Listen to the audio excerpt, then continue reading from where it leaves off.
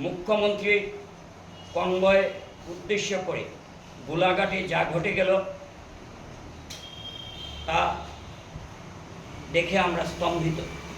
যেখানে খোদ আসামের মুখ্যমন্ত্রী গাড়ির উপর বোতল ছুড়া হলো, এখানে গণতন্ত্র আজ পদদলিত, এখানে গণতান্ত্রিক আন্দোলন নামে সন্ত্রাসী কায়দায় আন্দোলন চলছে। আমরা এটাকে কখনো সমর্থন করতে পারি না। এটা কাশ্মীর নয়, এটা আসাম।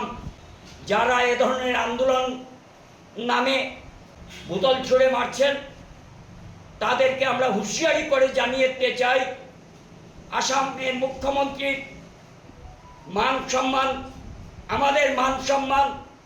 তাই যারা এ ধরনের জঘন্যতম কাজ করছে তাদের প্রত্যেককে দৃষ্টান্তমূলক শাস্তি দেওয়া হোক। আজকে প্রদেশ সভাপতি হিসাবে গৌরব গগৈ চূড়ান্তভাবে ব্যর্থ।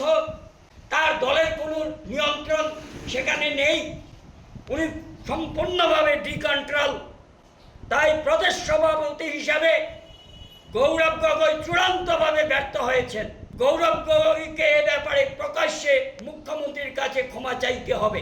আর যদি উনি ক্ষমা না চান তাহলে তাকে বরাকে ঢুকতে আমরা প্রতিরোধ গড়ে তুলব।